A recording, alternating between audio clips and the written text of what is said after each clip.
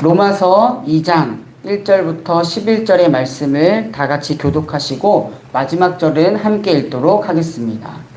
그러므로 남을 판단하는 사람아, 누구를 막론하고 내가 핑계하지 못할 것은 남을 판단하는 것으로 내가 너를 정죄함이니 판단하는 내가 같은 일을 행함이니라.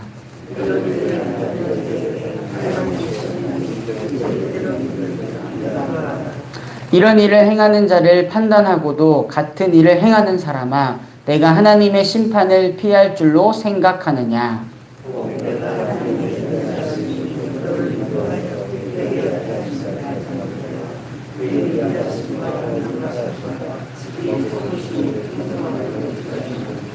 다만 내 고집과 회개하지 아니한 마음을 따라 진노의 날, 곧 하나님의 의로우신 심판이 나타나는 그날에 임할 진노를 내게 쌓는도다.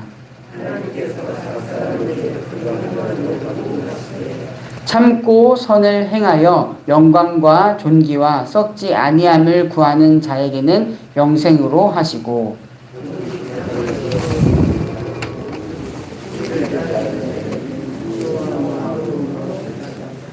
악을 행하는 각 사람의 영에는 환난과 곤고가 있으리니 먼저는 유대인에게요 그리고 헬라인에게며.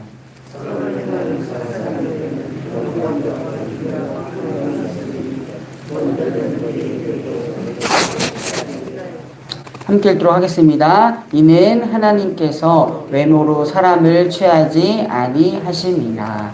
아멘. 오늘도 하나님을 사모하여 새로운 아침 하나님께 먼저 예배하는 우리 정능교회 성도님들을 진심으로 환영하고 축복합니다. 우리 인간들은요, 다른 사람들의 이야기를 하는 것을 꽤나 좋아합니다. 그래서 시간 가는 줄 몰라 하고 막 시간 가는 줄 몰라 하죠. 그리고 그 내용은 주로 다른 사람에 대한 나의 평가, 또한 내가 속한 무리의 평가로 이어지게 됩니다. 인간의 본능이 아닐까 싶습니다. 그리고 그 이면에는 남을 나보다 못한 위치, 또한 낮은 자리에 두고 좋아하는 모습도 있는 것 같습니다. 그래도 내가 당신보다 낫다. 그리고 우리 무리가 당신네 무리보다 낫다. 이런 마음 말이죠. 이러한 마음이 우리에게는 때로 만족을 가져다 주는 것 같습니다. 우리가 당신들보다 낫다라는 의식이 오늘 본문을 보면 유대인들에게도 있었습니다. 선민의식이라고 하죠. 우리는 하나님께 선택받았고 구원받은 사람들이기에 너희와 다르다라는 생각이 유대인의 저변에 깔려 있었습니다. 다른 집단이나 민족에 비해 자신들의 우월성을 주장하면서 유대인이라는 자기 민족의 정체성을 형성하고 보존하였던 것이죠. 오늘 본문은 이러한 유대인에 대해서 더 나아가서는 나는 당신과는 다르다, 너희들의 무리와는 다르다 라고 생각하는 우리 인간을 두고 한 내용이다 라고 볼 수 있습니다. 이교도에 대한 유대인의 상대적 우월성은 근본적으로 말했듯이 하나님의 약속의 백성으로 선택되었다는 것에 있었습니다.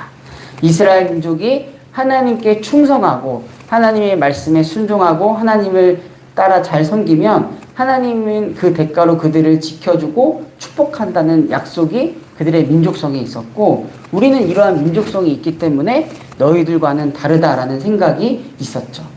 그리고 그들은 하나님께 받은 토라, 즉 하나님의 말씀과 계명을 그 약속의 징표로 받은 사실을 기초에 두고 있었습니다.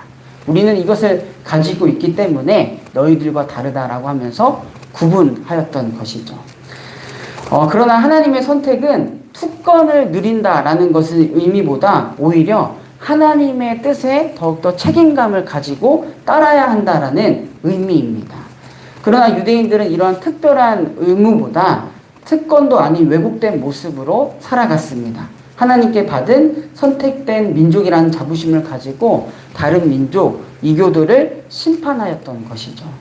이러한 유대인들을 대상으로 오늘 본문에서 바울은 다음과 같이 말씀을 전합니다. 오늘 로마서 2장 1절을 제가 세번역 성경으로 다시 한번 읽어드리겠습니다.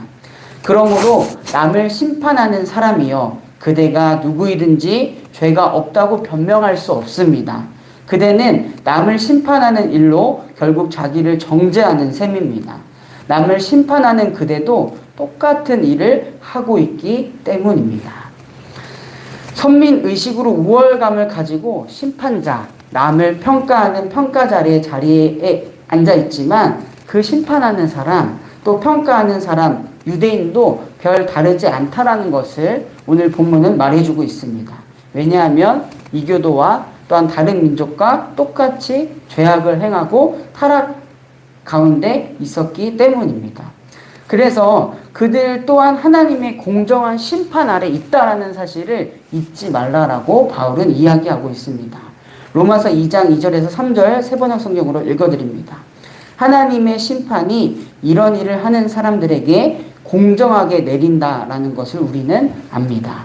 이런 일을 하는 사람들을 심판하면서 스스로 그런 일을 하는 사람이요, 그대는 하나님의 심판을 피할 수 있을 줄로 생각합니까?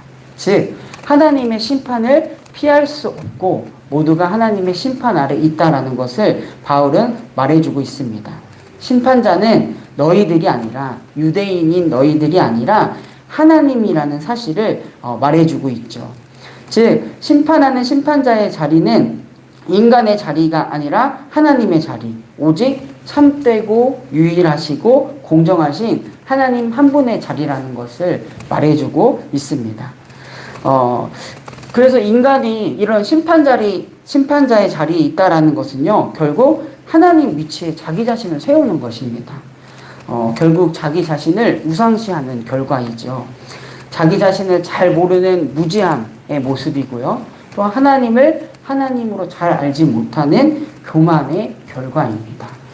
마태복음 7장에서 예수님의 말씀이 전 떠올랐는데요. 마태복음 7장 1절에서 5절의 예수님의 말씀입니다. 너희가 심판을 받지 않으려거든 남을 심판하지 말아라. 너희가 남을 심판하는 그 심판으로 하나님께서 너희를 심판하실 것이요, 너희가 되질하여 주는 그 되로 너희에게 되어서 주실 것이다. 어찌하여 너는 남의 눈 속에 있는 티는 보면서 내 눈 속에 있는 들보는 깨닫지 못하느냐. 내 눈 속에는 들보가 있는데 어떻게 남에게 말하기를 내 눈에서 티를 빼내줄 테니 가만히 있거라 할 수 있겠느냐.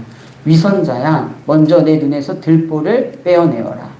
그래야 내 눈이 잘 보여서 남 속의 눈에 있는 티를 빼줄 수 있을 것이다 라고 예수님은 말씀하십니다. 예수님께서는 우리 인간은 다른 사람에 대한 심판자가 아니라 먼저 자기 자신을 볼 줄 알아야 함을 말씀하십니다. 심판 자리에서 내려와 자기 자신에 있는 들보와 같은 죄악을 볼 줄 알아야 한다라고 말씀하십니다. 그래야 긍휼의 하나님을 볼 수 있기 때문입니다. 이어서 바울은 본문에서 하나님의 인자하심과 또한 구원하심이 우리 인간이 회개하여 하나님께 돌아와 그분의 뜻에 따라 살기를 바라는 마음이 담겨 있다는 것을 말합니다. 하나님의 인자하심과 또한 구원하심이 있으니 우리의 마음대로 살아도 된다라는 자세는 오히려 하나님의 진노를 쌓는 행위다라는 것을 말해주고 있습니다. 그러면서 분명히 말해주는 것은 하나님께서는 행한 대로 보응하시는 분이다라는 사실입니다.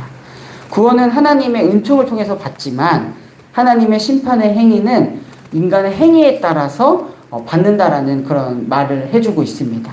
바로 이러한 시각에서 유대인이나 이방인이나 모두 하나님께서는 차별 없이 대하신다라는 것을 바울은 오늘 본문을 통해서 강조하고 있습니다.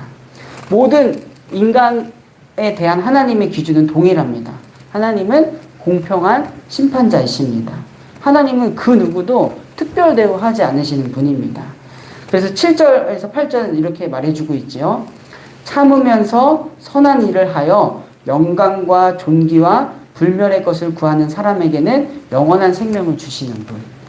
이기심에 사로잡혀서 진리를 거스르고 불의를 따는 사람에게는 진노와 분노를 쏟으실 것이다 라고 바울은 이야기해주고 있습니다.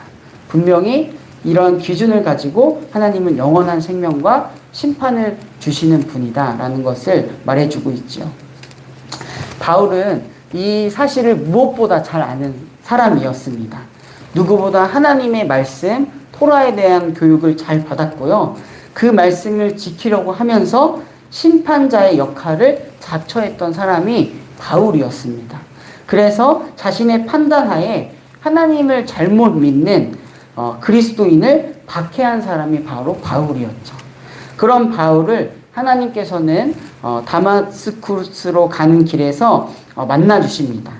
그리고 그 만남을 통해서 하나님께서는 유대인뿐만 아니라 온 열방을 사랑하시는 분이라는 것을 알려주시죠. 선민이라고 생각했던 자기 자신이 철저히 죄인임을 바울은 깨닫습니다. 그리고 바울은 심판자의 자리에서 내려와 철저히 복음 전도자로서의 삶, 사명자로서의 삶을 살아갑니다. 모든 사람이 죄인이고 그래서 하나님의 심판 아래 있다라는 것을 알고 하나님의 구원에 닿도록 복음을 전합니다. 이렇게 깨달았고 깊이 알수록 더 큰 책임감을 가지고 정말 목숨까지도 걸고 하나님의 사랑과 구원을 많은 이들에게 전합니다. 그렇게 다른 사람을 심판하며 때로는 죽음으로 내모는 자에서 생명을 전하는 사명자가 바울은 됩니다. 우리 사랑하는 성도님들, 우리는 하나님의 사랑을 받은 자로서 먼저 우리 자신을 볼 줄 알아야 하겠습니다. 우리 자신이 하나님 없이는 얼마나 추악한 인간인지, 그래서 하나님이 얼마나 필요한 존재인지를 우리는 알아야 할 것입니다. 그 누구도 공평하신 하나님의 그런 심판자의 자리에서 우리는 대신할 수 없습니다. 우리는 하나님의 사랑을 받은 자로서 더 큰 책임감을 가지고 심판자가 아니라 더욱 서로 사랑하며 우리가 있는 자리에서 하나님을, 예수 그리스도를 전하는 삶을 살아야 하겠습니다. 우리에게 맡겨주신 삶, 인내하며 선을 행하며 영광과 존귀와 썩지 않을 것을 구할 때 하나님께서는 우리에게 영생을 허락해 주시는 분이십니다. 심판자의 자리에서 내려와 하나님을 바라보며 하나님을 전하는 그런 아름답고 복된 삶을 사는 우리 모두가 되기를 간절히 바랍니다. 제가 기도하고 말씀 마치도록 하겠습니다. 오늘도 우리에게 허락하신 새날, 새 아침에 하나님을 먼저 찾고 예배하게 하시니 감사합니다.